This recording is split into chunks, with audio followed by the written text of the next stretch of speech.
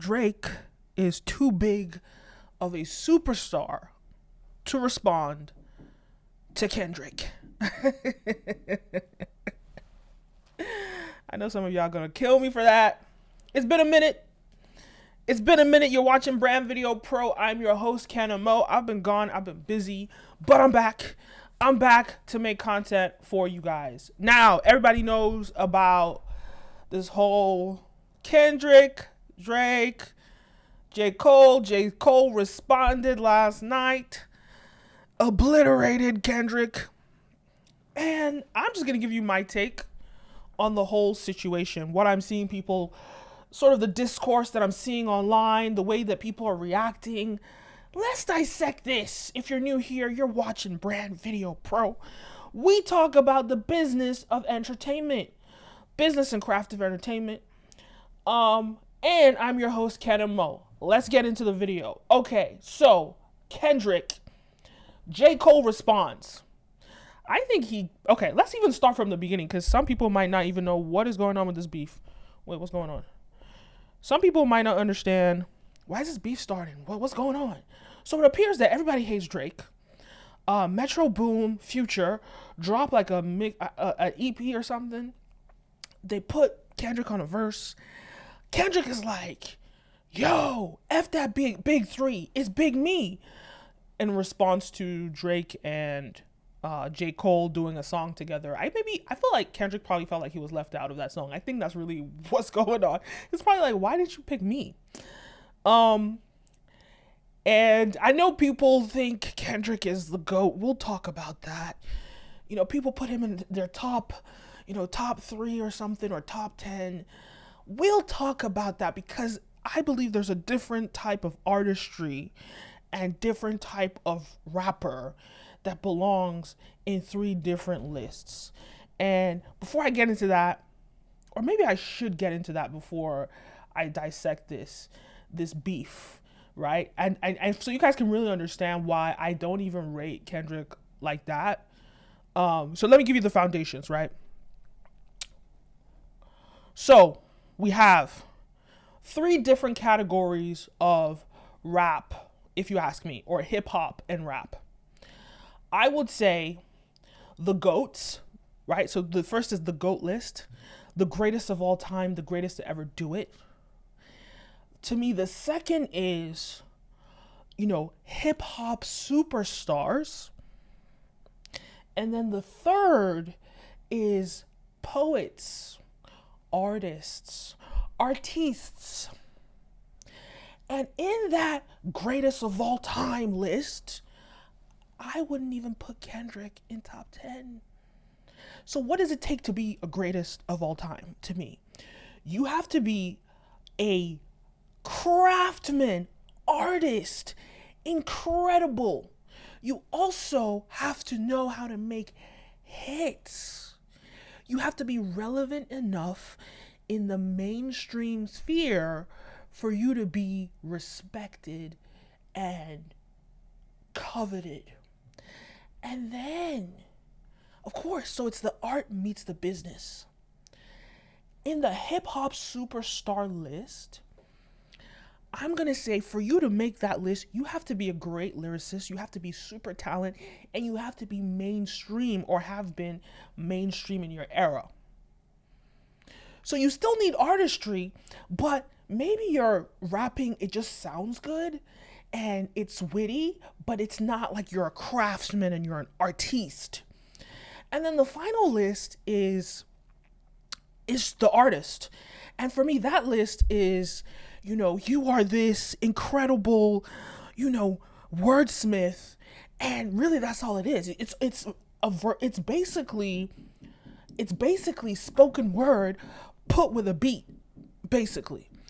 And for me, if I'm going to tell you who is where in what list for me, if I break that down, I'm going to say, when I look at the rap artists, right? What really categorizes their music for me is that it doesn't have replay value. you listen to the song and you're like, oh my God, this is art. This is incredible. But you're not playing that music. You're not replaying that song. It's like you go to the movie, you go to the opera, you go to the spoken word play, and wow, that was such a great masterpiece, but I'm not going to be playing that song again. That's what the art is, right? And then when it comes to hip hop, greatest of all times, you have the art and I'm going to play it again. Then you have the hip hop superstar and it's all about streams or replay value and album sales. And you still, because you're on that list, you still have to have some kind of level of like talent. And so let me break down who's on my list. If I'm going to say my greatest of all time, right? Obviously, for me, I'm biased, okay? I'm going to say Biggie, right? When I say greatest of all time, I'm talking about Biggie. That's number one. Sorry. I'm talking about Jay-Z, number two. Yes. I'm talking about, it's a tie for me between Kanye, Eminem. I'm going to put them on that. I will say Kanye, Eminem. I don't know who's better. Yeah. And then, of course, on this list, I'm going to put folks like J. Cole on the list. I'm going to put folks like, I don't know if I'm going to put Drake on the list. I don't know. I'm not sure because, and I'm going to explain why, because I just feel like Drake has kind of like diluted his music in a way. So there are all sorts of people. I can go through a list and break it down for you. But if you guys want me to make a video about my goats, I'll do that. But I guess I give you guys 5. Now, when I talk about rap superstars, when I talk about the people that their music is on rotation, they have streams, they have plays, their lyrics are incredible. They might not be artists, but they are killing it. Right? Of course, on the top of that list, I'm going to put Kanye West. Because that's why Kanye has a different kind of ability, versatility. On the top 3 on that list, I'm going to put Kanye, Eminem, and I'm going to put Drake. And the reason why I say Kanye is number 1 is because Kanye is an innovator and he has consistency. And that's something that Eminem doesn't have that consistency. Like Eminem, when Eminem was hot, he was the greatest ever to spit on some lyrics. But when he fell off, his lyrics, I kind of feel like post 2010, Eminem's lyrics, I just feel like he's a little bit offbeat, right? And you guys are probably wondering, don't have any women on this list. You don't have any women. Nicki Minaj maybe on this list, but let's keep going. Drake. The reason why Drake, I put him at number 3 is because Drake is clearly a talent. He's clearly a superstar. He clearly has the replay value that I'm talking about. He's mainstream. He's all of those things. He's obviously great, like goated in that way, right? But the reason why I can't put him next to Kanye is because he's not an innovator. All Drake does is copy what other people do. Right? So, and he just goes through multiple different, he's too much of a genre bending kind of person, but he doesn't have the craftsmanship that Beyonce has in her artistry. I'm going to make a video about Cowboy Carter and Beyonce's artistry, but Drake doesn't have that refined artistry that Beyonce has when she's literally inventing a new sound and pushing genres, but Kanye has that. So in this list, this rap superstar list, right? You're going to see Ja Rule on that list. You're going to see Ludacris on that list. You're going to see Big Sean on that list. You're going to see Nelly on that list. You're going to see just like LL Cool J on that list. You can even say Will Smith. I could say Will Smith is on that list because like he has hits and he was a rap superstar at a certain point. You know, whether you like his raps or not, look, Fresh Prince of Bel-Air, that was one of, like, y'all still rapping that. 30 years later, y'all still rapping that, or maybe not 30, 25 years later. Yeah, it is about 30 years. So, yeah, when I bring all those things, I mean, I don't know who else is on that list. Did I say Tyga? Don't sleep on Tyga. I'm not a fan of this new age rap, so I just wouldn't even want to be putting Travis Scott on there, but I guess people like him. So I can respect that he's on that list. But you get what I'm saying, right? This hip hop superstar list is equivalent to your likability in the public sphere and the amount of consumption and your skill, your skill at making music, your artistry, and your ability to connect with people. And so that's the list, right? Then my third list is the artiste, the rap poets. And on this list, because I'm not really, I have a mainstream ear, so I'm not really like feeling these people that are on this list. And, I will put Tupac on that list. I would put Nas on that list. I would put what's his name? I would put, maybe I could put J. Cole on that list, but I would put Kendrick on that list. On that list is you don't have replay value, but your music it's art. It's phenomenal, and I get it. And with me, the thing about Kendrick and my main dispute with Kendrick, or my problem with him, is that I understand the value of a Kendrick Lamar. I can hear his tone. His voice is incredible. His tone is incredible.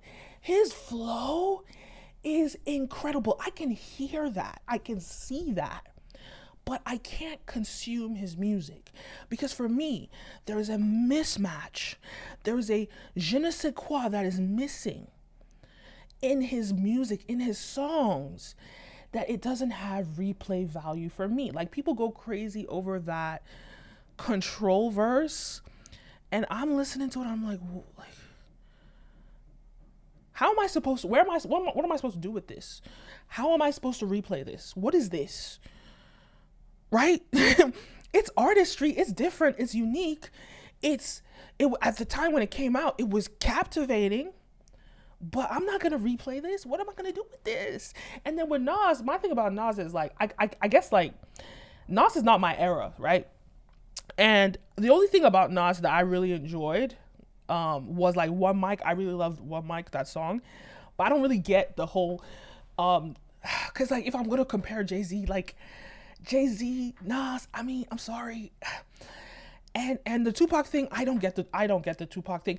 Like with all these people that I've mentioned in the art poetry list, they have at least one song that I like, like they have at least one song that I like, but I'm not gonna replay them.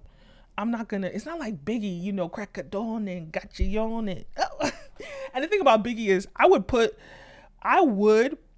Biggie in the rap superstar list if he had more albums, because he had. Oh, another person I put in the rap superstar list is Diddy. So here's the thing about the rap superstar list. It's not about it is a little bit about talent, but it's not necessarily about talent. It's about your ability to have cultural relevance. It's your ability to be a superstar, and it's your ability to make smash hits that people are still replaying today. Radio smashes that people are still playing today, that replay value that I talk about. And so I say all of this to say, let's get down to business. Let's talk about why I don't think that Kendrick Lamar can even stand next to Drake. This is why I think he can't even stand. That's why Drake should just not even respond to Kendrick, because like, you're not on my level. Let's just be real. Let's be real. And J. Cole said it in his diss track. If you didn't diss me, we wouldn't be discussing you. Like, you would be irrelevant. You're coming out with an album every 4 years. Like, I don't get the Kendrick hype. I get it. I do get it. I don't consume it. I don't drink the Kool-Aid. And that's no disrespect to Kendrick. I know that he's extremely talented. I can hear it. I can see it. It's undeniable. But I'm not drinking the Kool-Aid. And the best, way to describe this is kind of like that you love birria tacos, right? You know that they're hot. You know they're fire. But you're not going to eat them you're not eating them every day, or you're just not really trying to eat them because it's not good for you. And I'm not saying Kendrick is not good for you, but I'm just saying, like, it's just not it's not something that you should really consume every day, or that you're able to consume every day. And that's Kendrick Lamar. So yeah, that verse he did in it was dope. It was fire. Like, again, I understand the artistry of Kendrick Lamar. You can't deny it, but I'm not playing his music. I don't even know one song from his last album. But Drake is so huge. Drake is a rap superstar, right? He transcends all of that. That, if you guys haven't noticed, Drake has been more relevant. And what it takes to be a rap superstar today is different from what it took 10 years ago, 20 years ago, 15 years ago. But today, Drake is a rap superstar right now. And I think he was definitely one 10 years ago, and he's definitely goated in the rap hip hop category. The only reason why I'm sleeping on him from the all-time greatest rap stars is that he doesn't lean enough on his rap abilities, and he's too busy trying to be a singer, trying to do all these different things, and that could work. But I feel like if he produced great albums, the way that Beyonce, you can hear the craftsmanship in Beyonce's albums, we would have more respect for Drake. But Drake is like bubblegum, and he's just throwing music together that he knows is going to be hot, and he knows we're going to listen to, and we're going to rock with. And he's not really like thinking about the craftsmanship of making music.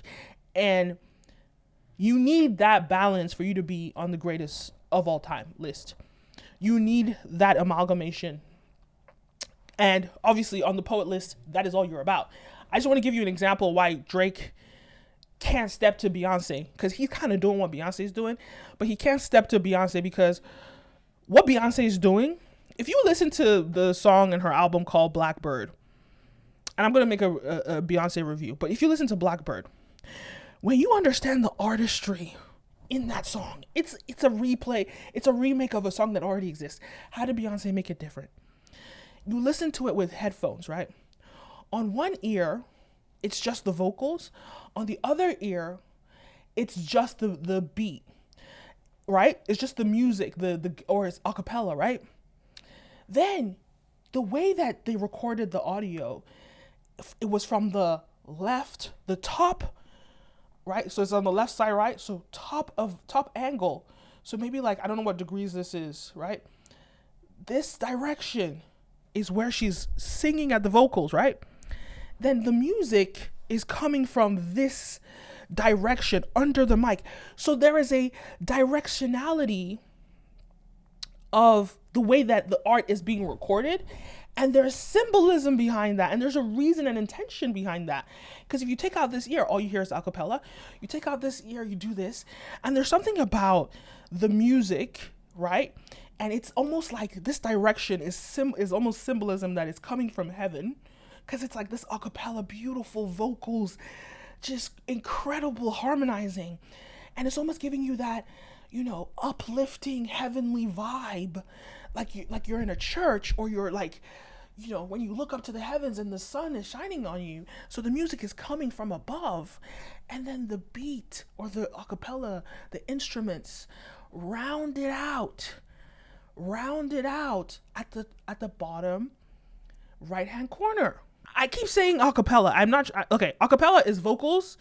And I keep saying beat, and I mean the music, the instruments. That's what I mean. So on one end, there's the a cappella, which is the vocals coming from an angle. Well, I think it's this angle, right? And then the bottom angle is the music, the instruments, and it's like rounding it out. So the music engineers in this project really put something incredible together. And Beyonce works with these ensemble creatives that really build out this incredible art. And I would really like to see Drake take things seriously and take it to that level and stop dropping these like trash albums. No offense, Drake. Like, take a page from Kanye. Kanye's doing it, right? And I say all this to say there's intention in her artistry. to that degree. You listen to the whole album. I'm going to make a Beyonce review. But that's what I'm talking about. The refinement. That's what Kanye has because he's an artist. Drake doesn't have that. And that's why he cannot be on the goated list. Right? Because the thing is, like, if you're going to do a lot of things, you need to do it at the peak, at the prime. Because if we're going to experience Drake, right? If we're going to experience Drake doing different things, that's fine. You know, Kendrick Lamar sticks to his lane and he's the best in his lane. J. Cole sticks to his lane and he's the best in his lane. Jay-Z stuck to his lane and he was the best in his lane. Right? But Drake is too busy trying to do everything and not really sitting down and building out that craft. And to be fair, Beyonce has like 15 years on him. She has like 10, 15 years on him, maybe 10 years on him. And so you can really tell that she's developed that artistry because Beyonce only started getting to this level of artiste. I want to say like this refinement in the craftsmanship. And she's been rounding it. She started with it with Lemonade, but she didn't perfect the strategy as she has since Renaissance. So this is a new development for Beyonce that she's innovated in. And Drake is just not even there yet. So I say all this to say, now, let's talk about why Drake is too big to respond to Kendrick Lamar, because, like, who's Kendrick? There's this whole idea that, like, oh, man, it's hip-hop. We gotta respond. We gotta shoot. We gotta kill everybody. Boom, boom, boom. Because, like, everybody's always trying to go back to the traditional way of hip-hop where it was toxic. People were dying. You know, the history of hip-hop, you hear, because it started out with, like, all these rap, battles on the streets, and people are then shooting each other and dying and stuff like that. And you always want to, like, I don't know, you're looking at the history and you want to go back in time and say, this is the way that we need to handle it. But handling it this way, we lost Biggie, we lost Tupac. We've never gotten another album from Biggie because of carelessness and hip-hop culture, right? So we don't want to be promoting degeneracy and death. We don't want to be promoting toxicity and retaliation, right? So, like, I really did enjoy the way that J. Cole responded, because it's clear to me that J. Cole is really just about peace. And he did body Kendrick. I feel like he had two beats, right? In the first part of the song, he bodied Kendrick. In the second part of the song, it was kind of like, he kind of like went in a neutral direction to even it out. And I was like, what was the point of this? It was too neutral. It was too boring. But it was like, and he's like giving him credit that, that's my guy, basically. And I'm like, what are you really doing here? So I kind of felt like J. Cole, I just felt like, but I appreciated the maturity of J. Cole, because J. Cole is basically saying that I could body you if I wanted to, but I'm not even about that life. I've evolved. I'm not really about chasing you up like that. Then the second thing is Drake. Why Drake is too big to respond to Kendrick Lamar is because Drake is a hip hop superstar. Like, this person has been more relevant than the Kardashians in the past 2-3 years. Like, at least the algorithms have changed, right? The algorithms have changed. In my algorithms, I haven't really been seeing the Kardashians like that, but I see Drake at least once a month. There's a Drake story. No, more than that. Twice a month, you're going to get a Drake story, right? And what it takes to be famous today is not just about music, right? It's about relevance. So Drake has relevancy. And Kendrick is like, yeah, well, respect is more important. And that's great. I respect that. But that's not the way the internet works anymore. There are a lot of young cats, especially Gen Z, and maybe even Gen Alpha. They don't even understand who Kendrick Lamar is or care. But they know Drake. They know Drake and they vibe to Drake. And so if Drake is going to make a response to Kendrick Lamar, he's going to give him relevance with the youth. And Drake, I don't think Drake wants to do that. He has too much power on his hands. That's number one. Number two is, when this disc came out was 2 weeks ago, right? Clearly, they had to wait for Beyonce's album to come out last week before J. Cole responded, because J. Cole wants to get the attention. Last week, it was all about Beyonce's album, so he would have been drowned out in the release schedules if he dropped it last week. But Drake, the reason why people are like, oh, Drake is doing a sermon and he's doing motivational speech in his concert or whatever. And Drake is a little bit phony. Like, I can agree, he's a little bit phony. That little speech was like what? Like, it's like you see somebody that he's not hard, and he's like trying to be hard, and then you're like, huh? Maybe he is hard, but I don't buy it. I don't buy that Drake is hard. But why I think it's really smart that like Drake doesn't react the way he did in 2000 or 2015 when he reacted to Meek Mill, and how he goes after people fast. Like, he can't move like he did when he was not as big as he is now. Like, imagine how much power you would be giving Kendrick Lamar if he ran to the studio to respond the next day, like dropped his whole schedule, like he's not a busy multi-centi millionaire, almost near $1 billion, like building his own schedule, on tour, busy. Now you want him to drop everything to write a verse and respond to Kendrick Lamar because he's 17. All the people online that are saying these things, they're one of two people. They're children, they're childish, they don't understand how business works, and it's like, oh yeah, respond, retaliate.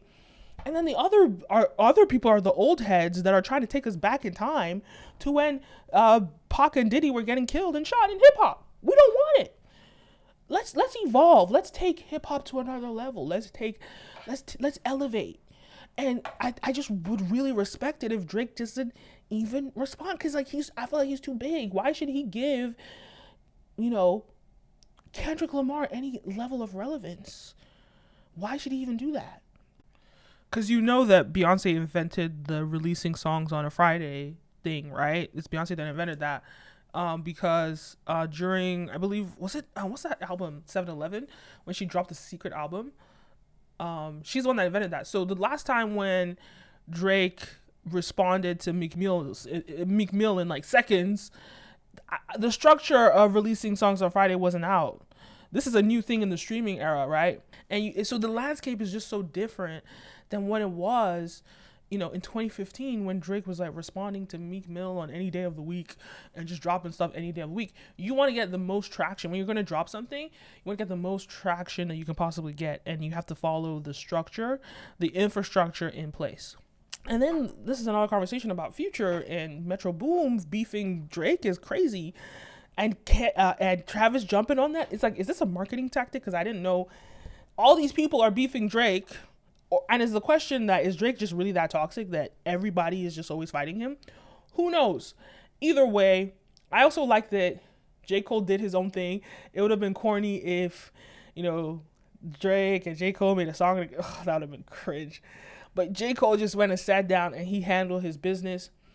I feel like Kendrick can step to J. Cole. Even J. Cole is saying that Kendrick is beneath him. I feel like the two of them are probably on the same playing field. In terms of popularity, I would say J. Cole is probably a little bit more popping with the younger cats. Me personally, I've always been a fan of J. Cole from his first mixtapes. Before he blew, I was on top of that. Before Drake blew, I was on top of that. I never caught on to the Kendrick Lamar hype, so I'm naturally going to be on J. Cole's side because his music is the type of thing that I want to listen to. But when it comes to Drake, I just feel like there's no use in responding. He's too big for that. Anyway, those are my thoughts. Very rounded breakdown. I want to hear your thoughts. Do you agree with me? Do you agree with my analysis of breaking or segmenting the rap scene from the actual goated list to the hip hop superstars, and then also the poets and the artists, separating that and then creating a list of who your favorite is? And if you agree with me, who is on your list? Who is on your, because at the end of the day, this is objective, right? This is subjective, so everybody has their own opinion. Let me know your thoughts. Leave a comment down below. I am back. I do have a lot of work, so let's see if I can balance this all. I will do my best. I am back. Leave a comment down below. Don't forget to like, follow, subscribe, all the above. You're watching Brand Video Pro. I'm your host, Kenim, and I'll see you next time. Peace.